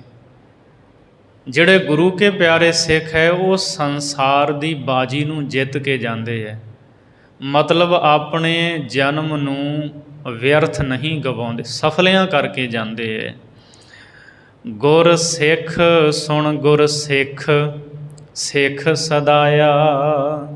ਗੁਰ ਸਿੱਖ, ਗੁਰੂ ਦੀ ਸਿੱਖਿਆ, ਗੁਰੂ ਦਾ ਉਪਦੇਸ਼। ਸੋ ਗੁਰੂ ਦੀ ਸਿੱਖਿਆ ਨੂੰ, ਗੁਰੂ ਦੇ ਉਪਦੇਸ਼ ਨੂੰ ਸੁਣ ਕੇ ਗੁਰੂ ਦੇ ਸਿੱਖ ਨੇ ਆਪਣੇ ਆਪ ਨੂੰ ਸਿੱਖ ਸਦਾਇਆ ਹੈ। ਮਤਲਬ ਉਹ ਜਦੋਂ ਗੁਰੂ ਦੀ ਸਿੱਖਿਆ ਨੂੰ ਗ੍ਰਹਿਣ ਕਰ ਲੈਂਦਾ, ਮਹਾਰਾਜ ਦੇ ਹੁਕਮਾਂ ਮੁਤਾਬਕ ਚੱਲਦਾ ਹੈ, ਤਾਂ ਉਹ ਆਪਣੇ ਆਪ ਨੂੰ ਕਹਿੰਦਾ ਮੈਂ ਨਿਮਾਣਾ ਗੁਰੂ ਕਾ ਸਿੱਖ ਹਾਂ, ਮੈਂ ਸਿੱਖੀ ਧਾਰਨ ਕੀਤੀ ਹੈ। ਅਤੇ ਮਹਾਰਾਜ ਸੱਚੇ ਪਾਤਸ਼ਾਹ ਮਿਹਰ ਕਰਕੇ ਇਹ ਸਿੱਖੀ ਮੇਰੇ ਤੋਂ ਕਮਾਉਂਦੇ ਹੈ, ਮੇਰੇ ਪਾਸੋਂ ਮੇਰੇ 'ਤੇ ਸਿਰ 'ਤੇ ਮਿਹਰ ਭਰਿਆ ਹੱਥ ਰੱਖਦੇ ਅਤੇ ਮੈਂ ਸਿੱਖੀ ਨੂੰ ਕਮਾਉਂਦਾ ਹਾਂ। ਮੈਂ ਕੌਣ ਹੁੰਦਾ ਹਾਂ? ਨਿਤਨੇਮ ਕਰਨ ਵਾਲਾ, ਗੁਰੂ ਸਾਹਿਬ ਕਰਵਾਉਂਦੇ। ਉਹ ਇਹਨਾਂ ਨਿਮਰਤਾ ਵਿੱਚ ਰਹਿੰਦਾ ਹੈ। ਗੁਰੂ ਦੀ ਸਿੱਖਿਆ ਨੂੰ ਸੁਣ ਕੇ ਗੁਰਸਿੱਖ ਆਪਣੇ ਆਪ ਨੂੰ ਗੁਰੂ ਦਾ ਨਿਮਾਣਾ ਸਿੱਖ ਅਖਵਾਉਂਦਾ ਹੈ। ਗੁਰ ਸਿੱਖੀ ਗੁਰ ਸਿੱਖ, ਸਿੱਖ ਸੁਣਾਇਆ। ਗੁਰਸਿੱਖ ਕੀ ਕਰਦੇ ਹੈ? ਗੁਰਸਿੱਖੀ ਨੂੰ ਧਾਰਨ ਕਰਦੇ ਹੈ ਅਤੇ ਅੱਗੇ ਹੋਰਨਾਂ ਗੁਰਸਿੱਖਾਂ ਨੂੰ ਸਿੱਖੀ ਦੇ ਅਸੂਲ ਦੱਸਦੇ ਹੈ। ਗੁਰ ਸਿੱਖੀ ਗੁਰਸਿੱਖ, ਸਿੱਖ ਸੁਣਾਇਆ। ਜਿਹੜੇ ਗੁਰੂ ਕੇ ਸਿੱਖ ਨੇ ਗੁਰਸਿੱਖੀ ਧਾਰਨ ਕੀਤੀ ਹੈ ਉਹ ਗੁਰੂ ਦੀ ਸਿੱਖਿਆ ਨੂੰ ਅੱਗੇ ਹੋਰ ਸਿੱਖਾਂ ਨੂੰ ਸੁਣਾਉਂਦਾ ਹੈ ਵੀ ਆਹ ਗੁਰੂ ਦੀ ਸਿੱਖਿਆ ਹੈ, ਇਸ ਤਰ੍ਹਾਂ ਚੱਲਣਾ। ਉਹ ਅੱਗੇ ਸੁਣਾਉਂਦਾ ਸਿੱਖੀ ਦੇ ਸਿਧਾਂਤ ਨੂੰ। ਗੁਰ ਸਿੱਖ ਸੁਣ ਕਰ ਭਾਉ ਮਨ ਵਸਾਇਆ। ਗੁਰ ਸਿੱਖ ਸੁਣ ਕਰ ਭਾਉ, ਗੁਰੂ ਦੀ ਸਿੱਖਿਆ ਨੂੰ ਸੁਣ ਕੇ ਹਿਰਦੇ ਵਿੱਚ ਭਾਉ ਪ੍ਰੇਮ ਧਾਰਨ ਕਰਦਾ ਹੈ, ਮਨ ਵਸਾਇਆ। ਅਤੇ ਗੁਰੂ ਦੀ ਸਿੱਖਿਆ ਨੂੰ ਗੁਰਸਿੱਖ ਆਪਣੇ ਮਨ ਵਿੱਚ ਵਸਾਉਂਦਾ ਹੈ। ਗੁਰ ਸਿੱਖਾਂ ਗੁਰ ਸਿੱਖ, ਗੁਰਸਿੱਖ ਭਾਇਆ। ਗੁਰੂ ਦੇ ਸਿੱਖਾਂ ਨੂੰ ਕੀ ਚੰਗਾ ਲੱਗਦਾ? ਭਾਇਆ ਦਾ ਅਰਥ ਹੁੰਦਾ ਚੰਗਾ ਲੱਗਣਾ। ਗੁਰ ਸਿੱਖਾਂ ਗੁਰ ਸਿੱਖ, ਗੁਰੂ ਦੇ ਸਿੱਖ ਨੂੰ ਗੁਰੂ ਦੀ ਸਿੱਖਿਆ ਚੰਗੀ ਲੱਗਦੀ ਹੈ। ਉਹਨੂੰ ਚੰਗਾ ਲੱਗਦਾ ਹੈ ਬਾਣੀ ਸੁਣਨੀ, ਉਹਨੂੰ ਚੰਗਾ ਲੱਗਦਾ ਕੀਰਤਨ ਸੁਣਨਾ, ਸਤਿਗੁਰੂ ਦੇ ਸ਼ਬਦ ਨਾਲ ਪ੍ਰੀਤ ਕਰਨੀ। ਸੋ ਗੁਰਸਿੱਖਾਂ ਨੂੰ ਗੁਰੂ ਦੀ ਸਿੱਖਿਆ ਚੰਗੀ ਲੱਗਦੀ ਹੈ ਅਤੇ ਜਿਹੜੇ ਗੁਰੂ ਦੀ ਸਿੱਖਿਆ ਨੂੰ ਕਮਾਉਣ ਵਾਲੇ ਗੁਰਸਿੱਖ ਨੇ ਉਹ ਉਹਨੂੰ ਚੰਗੇ ਲੱਗਦੇ ਹੈ। ਗੁਰਸਿੱਖ ਗੁਰਸਿੱਖ ਸੰਗ ਮੇਲ ਮਿਲਾਇਆ। ਗੁਰਸਿੱਖ ਜਿਹੜਾ ਨਾ ਉਹ ਗੁਰਸਿੱਖਾਂ ਦੇ ਨਾਲ ਹੀ ਮੇਲ ਮਿਲਾਉਂਦਾ ਹੈ। ਗੁਰਸਿੱਖਾਂ ਨੇ ਗੁਰੂ ਦੇ ਸਿੱਖਾਂ ਦੇ ਨਾਲ ਹੀ ਮੇਲ ਮਿਲਾਇਆ, ਉਹਨਾਂ ਦੇ ਨਾਲ ਮੇਲ ਮਿਲਾਪ ਰੱਖਿਆ ਹੈ। ਭਾਵ ਇਹ ਹੈ ਕਿ ਸਾਕ ਸੰਬੰਧ ਜੋ ਹੈ ਉਹ ਉਹਨਾਂ ਦਾ ਗੁਰਸਿੱਖਾਂ ਦੇ ਨਾਲ ਹੀ ਹੈ। ਉਹ ਗੁਰਸਿੱਖਾਂ ਦੇ ਵਿੱਚ ਹੀ ਰਿਸ਼ਤਾ ਕਰਦੇ ਹੈ, ਗੁਰਸਿੱਖਾਂ ਦਾ ਹੀ ਰਿਸ਼ਤਾ ਲੈਂਦੇ ਹੈ। ਮਤਲਬ ਉਹਨਾਂ ਦੇ ਨਾਨਕੇ, ਉਹਨਾਂ ਦੇ ਦਾਦਕੇ, ਉਹਨਾਂ ਦੇ ਸਹੁਰੇ, ਉਹ ਸਾਰੇ ਗੁਰਸਿੱਖ ਹੀ ਹਨ। ਕਿਉਂਕਿ ਉੱਥੇ ਹੀ ਫਿਰ ਮੇਲ ਮਿਲਾਪ ਬੈਠੇਗਾ, ਉੱਥੇ ਵਿਚਾਰਾਂ ਦਾ ਮੇਲ ਹੋਵੇਗਾ। ਜਿੱਥੇ ਵਿਚਾਰਾਂ ਮਿਲਦੀਆਂ ਨੇ ਉੱਥੇ ਲੜਾਈ ਝਗੜੇ ਨਹੀਂ, ਉੱਥੇ ਸਦਾ ਪ੍ਰੇਮ ਭਾਵ ਬਣਿਆ ਰਹੇਗਾ। ਹੁਣ ਜੇ ਗੁਰਸਿੱਖਾਂ ਦੇ ਮੇਲ ਹੀ ਨਾਲ ਮੇਲ ਨਹੀਂ ਤੇ ਉੱਥੇ ਤਾਂ ਸੁਭਾਵਿਕ ਹੈ ਲੜਾਈ ਵੀ ਹੋਵੇਗੀ, ਝਗੜਾ ਵੀ ਹੋਵੇਗਾ। ਫਿਰ ਉਹ ਗੱਲ ਤਲਾਕ ਤੱਕ ਪੁੱਜ ਜਾਂਦੀ ਹੈ। ਗੁਰਸਿੱਖਾਂ ਦਾ ਮੇਲ ਸਾਕ ਸੰਬੰਧ ਵੀ ਗੁਰਸਿੱਖਾਂ ਦੇ ਨਾਲ ਹੀ ਹੈ। ਜਦੋਂ ਅਸੀਂ ਰਹਿਤਨਾਮੇ ਪੜ੍ਹਦੇ ਹਾਂ ਨਾ, ਕੰਨਿਆ ਦੇਵੈ ਸਿੱਖ ਕਉ ਲੇਵੈ ਨਹਿ ਕਿਛ ਦਾਮ, ਸੋਈ ਮੇਰਾ ਸਿੱਖ ਹੈ ਪਹੁੰਚੇ ਗੁਰ ਕੇ ਧਾਮ। ਰਹਿਤਨਾਮਿਆਂ ਦੇ ਵਚਨ ਨੇ, ਜਦੋਂ ਸਿੱਖ ਨੇ ਰਿਸ਼ਤਾ ਕਰਨਾ ਉਦੋਂ ਅਗਲਾ ਪਰਿਵਾਰ ਵੇਖਣਾ, ਭਾਵੇਂ ਲੜਕੀ ਦਾ ਭਾਵੇਂ ਲੜਕੇ ਦਾ ਰਿਸ਼ਤਾ ਕਰਨਾ ਵੀ ਇਹ ਕਿਹੋ ਜਿਹੇ ਨੇ। ਉਹ ਸਰਸੇ ਵਾਲੇ ਨੂੰ ਮੰਨਣ ਵਾਲੇ ਹੋਣ, ਤੁਸੀਂ ਅੰਮ੍ਰਿਤਧਾਰੀ ਗੁਰਸਿੱਖ ਹੋਵੋ, ਉੱਥੇ ਰਿਸ਼ਤਾ ਕਰ ਦਿਓ ਅਤੇ ਉੱਥੇ ਤਾਂ ਫਿਰ ਲੜਾਈ ਹੋਵੇਗੀ, ਝਗੜਾ ਹੋਵੇਗਾ। ਗੁਰਸਿੱਖਾਂ ਦਾ ਸਾਕ ਸੰਬੰਧ ਮੇਲ ਮਿਲਾਪ ਗੁਰਸਿੱਖਾਂ ਦੇ ਨਾਲ ਹੀ ਹੈ। ਸੋ ਉੱਥੇ ਗੁਰਸਿੱਖਾਂ ਦਾ ਪ੍ਰੇਮ ਪਿਆਰ ਕਾਇਮ ਰਹਿੰਦਾ ਹੈ। ਚੌਪੜ ਸੋ ਲਹਿ ਸਾਰ ਜੁਗ ਜਿਣ ਆਇਆ। ਸੋ ਇਹ ਜੋ 16 ਨਰਦਾਂ ਵਾਲਾ ਚੌਪੜ ਸੰਸਾਰ ਹੈ ਨਾ, ਚੌਪੜ ਦੀ ਬਾਜੀ, ਇਹਨੂੰ ਜੁਗ ਜਿਹੜਾ ਜੋਟਾ ਹੁੰਦਾ, ਜਦੋਂ ਚੌਪੜ ਹੁੰਦੀ ਹੈ ਨਾ ਉਹਦੇ ਵਿੱਚ ਜੋਟੇ ਹੁੰਦੇ ਹੈ, ਨਰਦਾਂ ਹੁੰਦੀਆਂ। ਜਿਵੇਂ ਆਪਾਂ 12 ਟਾਹਣੀ ਖੇਡਦੇ ਰਹੇ ਬਚਪਨ ਵਿੱਚ, ਜਿਵੇਂ ਸ਼ਤਰੰਜ ਦੀ ਖੇਡ ਉਹ ਵੱਖਰੀ ਹੈ ਥੋੜ੍ਹੀ। ਚੌਪੜ ਇੱਕ ਖੇਡ ਹੁੰਦੀ ਸੀ, ਬਸਤਰ ਹੁੰਦਾ ਸੀ, ਉਸ ਬਸਤਰ ਦੇ ਉੱਤੇ ਵੀ ਬਣੀ ਹੁੰਦੀ ਸੀ, ਨਰਦਾਂ ਹੁੰਦੀਆਂ ਸਨ।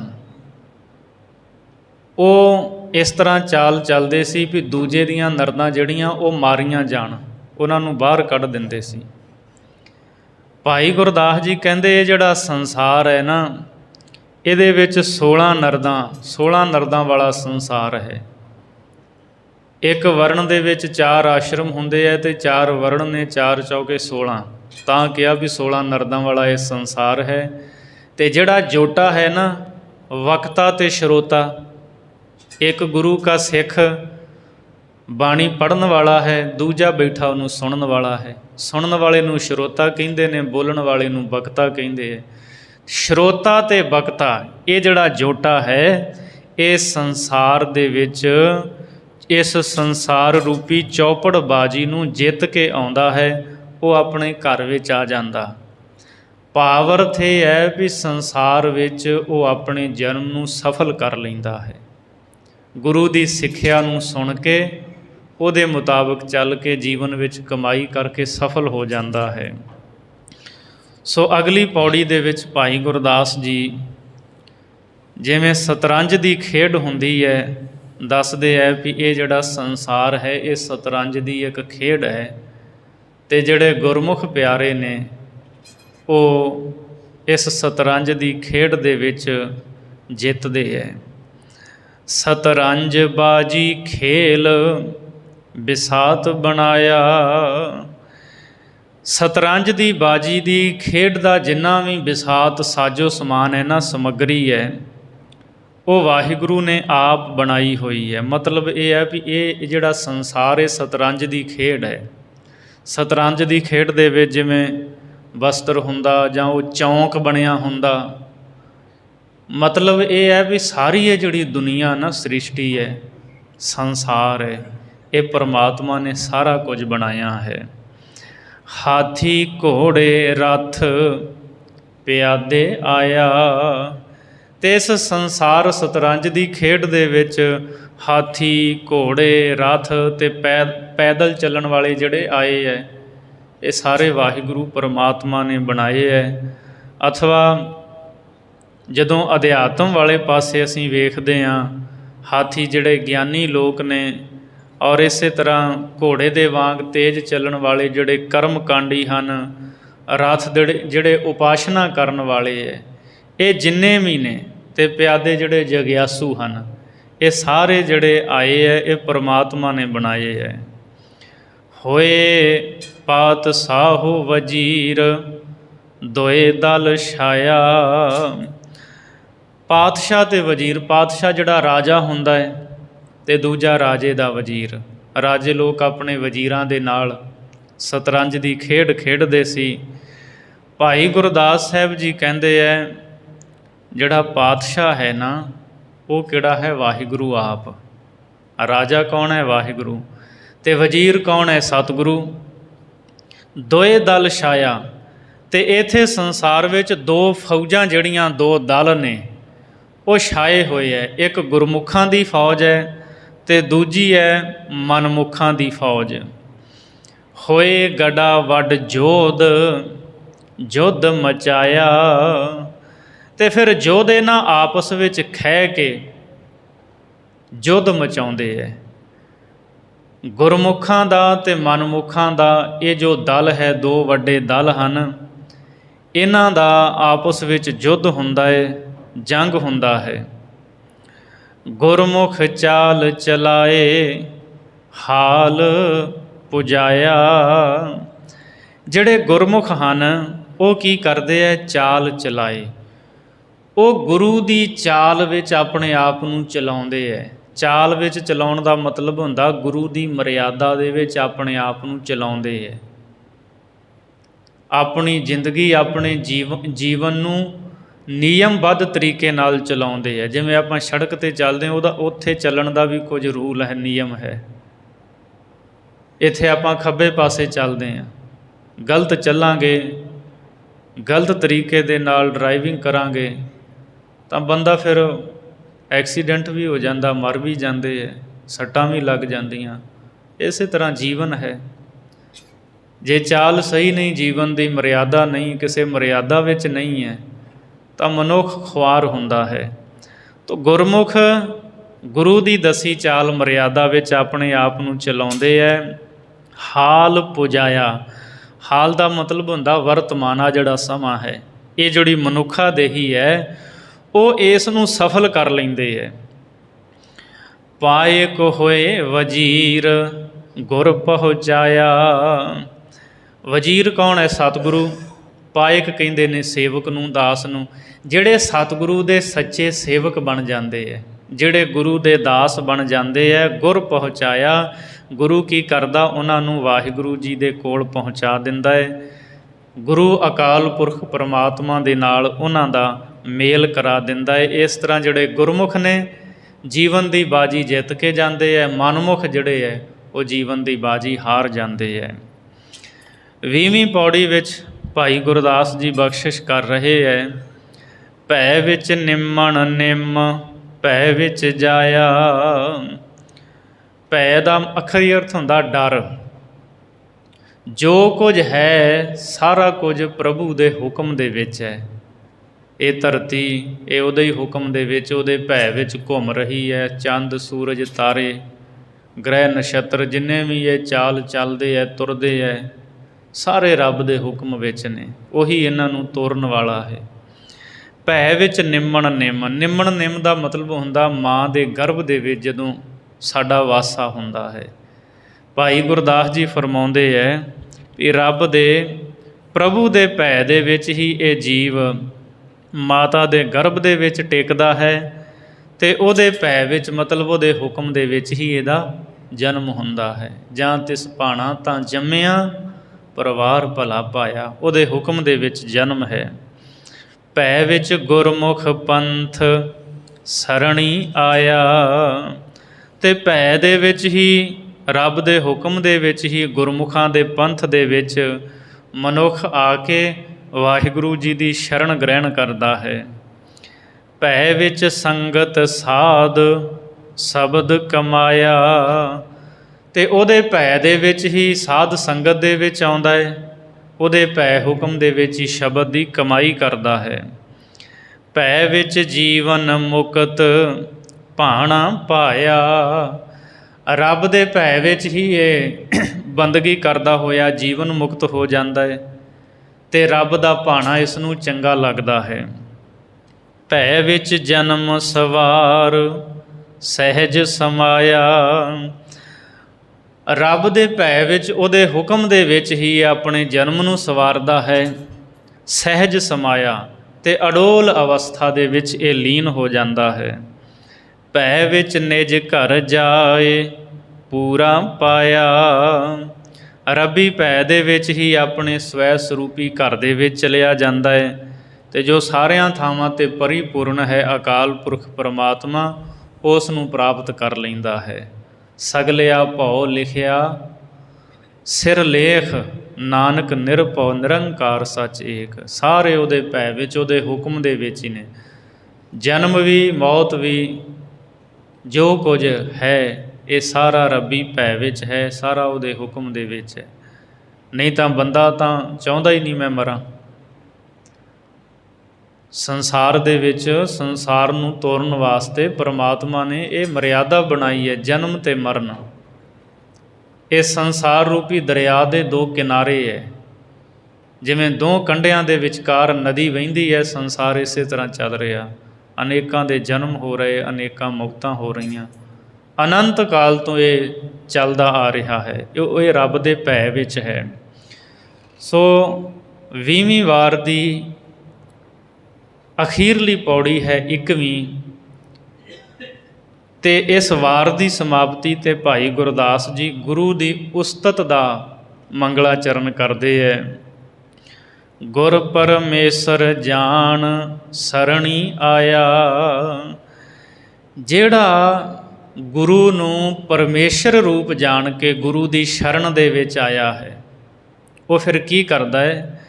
ਗੁਰ ਚਰਣੀ ਚਿਤ ਲਾਏ, ਨਾ ਚੱਲੈ ਚਲਾਇਆ। ਉਹ ਗੁਰੂ ਦੇ ਚਰਨਾਂ ਵਿੱਚ ਚਿੱਤ ਲਾ ਲੈਂਦਾ ਹੈ, ਨਾ ਚੱਲੈ ਚਲਾਇਆ। ਅਤੇ ਕਿਸੇ ਦਾ ਚਲਾਇਆ ਹੋਇਆ ਉਹ ਚੱਲਦਾ ਨਹੀਂ, ਮਤਲਬ ਕਿਸੇ ਦਾ ਡੁਲਾਇਆ ਉਹ ਡੋਲਦਾ ਨਹੀਂ। ਗੁਰੂ ਨੂੰ ਕੀ ਜਾਣਨਾ ਹੈ? ਪਰਮੇਸ਼ਰ। ਗੁਰ ਪਰਮੇਸ਼ਰ ਇੱਕ ਹੋ ਜਾਣ। ਸੋ ਗੁਰੂ ਨੂੰ ਪਰਮੇਸ਼ਰ ਜਾਣ ਕੇ ਜਿਹੜਾ ਗੁਰੂ ਦੀ ਸ਼ਰਨ ਵਿੱਚ ਆ ਗਿਆ, ਉਹ ਗੁਰੂ ਦੇ ਚਰਨਾਂ ਦੇ ਨਾਲ ਇਸ ਤਰ੍ਹਾਂ ਚਿੱਤ ਜੋੜ ਲੈਂਦਾ ਹੈ। ਫਿਰ ਜਿੰਨੇ ਮਰਜ਼ੀ ਉਹਨੂੰ ਡੁਲਾਉਣ ਦਾ ਯਤਨ ਕਰਨ, ਉਹ ਡੋਲਦਾ ਨਹੀਂ ਹੈ। ਕਈ ਲਾਲਚ ਵੀ ਦਿੰਦੇ ਆ ਨਾ, ਤੂੰ ਗੁਰਸਿੱਖੀ ਨੂੰ ਛੱਡ ਦੇ। ਜਦੋਂ ਅਸੀਂ ਪੁਰਾਤਨ ਇਤਿਹਾਸ ਪੜ੍ਹਦੇ ਹਾਂ, ਕਿੰਨੇ ਲਾਲਚ ਦਿੱਤੇ ਗਏ ਸਿੰਘਾਂ ਨੂੰ। ਭਾਈ ਮਨੀ ਸਿੰਘ ਨੂੰ ਕਿਹਾ ਵੀ ਵੇਖ ਲਾ ਸਿੱਖੀ ਛੱਡ ਦੇ। ਭਾਈ ਮਨੀ ਸਿੰਘ ਜੀ ਨੇ ਕਿਹਾ ਨਹੀਂ, ਸਿੱਖੀ ਨਹੀਂ ਛੱਡਣੀ। ਭਾਈ ਤਾਰੂ ਸਿੰਘ ਨੂੰ ਕਹਿੰਦੇ ਤੂੰ ਸਿੱਖੀ ਛੱਡ ਦੇ। ਭਾਈ ਤਾਰੂ ਸਿੰਘ ਦਾ ਜਵਾਬ ਸੀ ਨਹੀਂ। ਅਨੇਕਾਂ ਸਿੱਖ ਨੇ, ਇਤਿਹਾਸ ਭਰਿਆ ਪਿਆ ਹੈ। ਤਾਂ ਉਹਨਾਂ ਨੂੰ ਕੋਈ ਡੁਲਾਵੇ ਉਹ ਡੋਲਦੇ ਨਹੀਂ, ਅਡੋਲ ਰਹਿੰਦੇ ਹੈ। ਕਿਸੇ ਦੇ ਚਲਾਏ ਹੋਏ ਉਹ ਚਲਾਏ ਮਾਨ ਨਹੀਂ ਹੁੰਦੇ। ਗੁਰਮਤਿ ਨਿਹਚਲ ਹੋਏ ਨਿਜ ਪਦ ਪਾਇਆ। ਗੁਰੂ ਦੀ ਮੱਤ ਨੂੰ ਧਾਰਨ ਕਰਕੇ ਨਿਹਚਲ ਹੋ ਜਾਂਦੇ, ਅਚਲ ਦ੍ਰਿੜ ਹੋ ਜਾਂਦੇ ਹੈ, ਅਡੋਲ ਹੋ ਜਾਂਦੇ ਹੈ, ਅਤੇ ਨਿਜ ਪਦ ਪਾਇਆ। ਉਹਨਾਂ ਦੀ ਜੋ ਨਿੱਜੀ ਪਦਵੀ ਹੈ ਨਾ, ਸਵੈ ਸਰੂਪ ਘਰ, ਉਸ ਨੂੰ ਪ੍ਰਾਪਤ ਕਰ ਲੈਂਦੇ ਹੈ ਗੁਰਸਿੱਖ। ਗੁਰਮੁਖ ਕਾਰ ਕਮਾਏ ਭਾਣਾ ਭਾਇਆ। ਉਹ ਗੁਰਮੁਖਾਂ ਵਾਲੀ ਕਾਰ ਕਰਦੇ, ਮਤਲਬ ਗੁਰਮੁਖਾਂ ਵਾਲਾ ਕੰਮ ਕਰਦੇ ਹੈ। ਭਾਣਾ ਭਾਇਆ, ਉਹਨਾਂ ਨੂੰ ਵਾਹਿਗੁਰੂ ਦਾ ਭਾਣਾ, ਵਾਹਿਗੁਰੂ ਦਾ ਹੁਕਮ ਭਾਇਆ, ਚੰਗਾ ਲੱਗਾ ਹੈ। ਗੁਰਮੁਖ ਆਪ ਗਵਾਏ ਸੱਚ ਸਮਾਇਆ। ਗੁਰਮੁਖ ਨੇ ਆਪਾ ਭਾਵ ਗਵਾ ਦਿੱਤਾ ਹੈ। ਮੈਂ ਮੇਰੀ ਹੰਕਾਰ ਨਹੀਂ ਕਰਦਾ, ਉਹ ਸੱਚ ਸਮਾਇਆ। ਇਸੇ ਕਰਕੇ ਉਹ ਸੱਚੇ ਵਾਹਿਗੁਰੂ ਵਿੱਚ ਸਮਾ ਗਿਆ। ਸਫਲ ਜਨਮ ਜਗ ਆਏ ਜਗਤ ਤਰਾਇਆ। ਉਹਦਾ ਜਗਤ ਵਿੱਚ ਆਉਣਾ ਸਫਲ ਹੈ, ਉਹਦਾ ਜਨਮ ਸਫਲਾ ਹੈ। ਉਹ ਹੋਰਾਂ ਨੂੰ ਵੀ ਤਰਾਉਂਦਾ ਹੈ। ਜਗਤ ਤਰਾਇਆ, ਸੰਸਾਰ ਵਿੱਚ ਉਹਦਾ ਆਉਣਾ ਸਫਲ ਹੈ, ਕਿਉਂਕਿ ਉਹ ਆਪ ਤਰਿਆ ਅਤੇ ਉਸਨੇ ਜਗਤ ਨੂੰ ਤਾਰਿਆ। ਕਈ ਲੋਕਾਂ ਨੂੰ ਤਾਰ ਦਿੱਤਾ, ਕਈਆਂ ਦੀ ਜ਼ਿੰਦਗੀ ਜੀਵਨ ਰੁਸ਼ਨਾ ਦਿੱਤਾ, ਕਈਆਂ ਦਾ ਭਲਾ ਕੀਤਾ, ਕਈਆਂ ਨੂੰ ਉਹਨੇ ਨਸ਼ਿਆਂ ਵਿੱਚੋਂ ਕੱਢ ਕੇ ਸਿੱਧੇ ਰਾਹ ਪਾ ਦਿੱਤਾ, ਕਈਆਂ ਨੂੰ ਉਹਨੇ ਚੋਰੀ ਯਾਰੀ ਵਿੱਚੋਂ ਕੱਢ ਕਰਕੇ ਧਰਮ ਦੀ ਕਿਰਤ ਕਰਨ ਦਾ ਉਪਦੇਸ਼ ਦੇ ਕੇ ਉਹਨਾਂ ਦਾ ਜੀਵਨ ਸਵਾਰ ਦਿੱਤਾ। ਸੋ ਗੁਰਮੁਖ ਦਾ, ਗੁਰਸਿੱਖ ਦਾ ਸੰਸਾਰ ਵਿੱਚ ਆਉਣਾ ਸਫਲਾ ਹੈ। ਉਹ ਆਪ ਤਰਦਾ ਅਤੇ ਹੋਰਾਂ ਨੂੰ ਤਾਰਦਾ ਹੈ। ਆਪਾਂ ਸੁਖਮਨੀ ਸਾਹਿਬ ਸਰਵਣ ਕੀਤਾ ਨਾ ਪਾਠ, ਅਤੇ ਮਹਾਰਾਜ ਦਾ ਬਚਨ ਹੈ, ਧੰਨ ਧੰਨ ਧੰਨ ਜਨ ਆਇਆ, ਜਿਸ ਪ੍ਰਸਾਦ ਸਭ ਜਗਤ ਤਰਾਇਆ। ਜਨ ਆਵਨ ਕਾ ਇਹ ਸੁਆਓ, ਜਨ ਕੈ ਸੰਗ ਚਿਤ ਆਵੈ ਨਾਓ। ਆਪ ਮੁਕਤ ਮੁਕਤ ਕਰੈ ਸੰਸਾਰ, ਨਾਨਕ ਤਿਸ ਜਨ ਕੋ ਸਦਾ ਨਮਸਕਾਰ। ਜਿਹੜਾ ਆਪ ਮੁਕਤ ਹੈ, ਸੰਸਾਰ ਨੂੰ ਮੁਕਤ ਕਰਦਾ। ਮਹਾਰਾਜ ਕਹਿੰਦੇ ਉਸ ਸੇਵਕ ਨੂੰ ਸਦਾ ਨਮਸਕਾਰ ਹੈ। ਸਤਿਗੁਰੂ ਮਿਹਰ ਕਰਨ। ਵਿਚਾਰਾਂ ਕਰਦਿਆਂ ਹੋਈਆਂ ਬੇਅੰਤ ਭੁੱਲਾਂ ਦੀ ਖਿਮਾ ਬਖਸ਼ਣੀ, ਅਗਾਂਹ ਵਾਸਤੇ ਸਮੱਤ ਬਖਸ਼ਣੀ। ਸੋ 20 ਵਾਰਾਂ ਸੰਪੂਰਨ ਹੋਈਆਂ ਨੇ। ਕੁੱਲ ਜੋ ਵਾਰਾਂ ਨੇ ਭਾਈ ਗੁਰਦਾਸ ਸਾਹਿਬ ਜੀ ਦੀਆਂ 40 ਵਾਰਾਂ ਹਨ। ਸੋ 20 ਵਾਰਾਂ ਦੀ ਅੱਜ ਸੰਪੂਰਨਤਾ ਹੋਈ ਹੈ। ਗੁਰਮੁਖ ਆਪ ਗਵਾਏ ਸੱਚ ਸਮਾਇਆ, ਸਫਲ ਜਨਮ ਜਗ ਆਏ ਜਗਤ ਤਰਾਇਆ। ਵਾਹਿਗੁਰੂ ਜੀ ਕਾ ਖਾਲਸਾ, ਵਾਹਿਗੁਰੂ ਜੀ ਕੀ ਫਤਿਹ।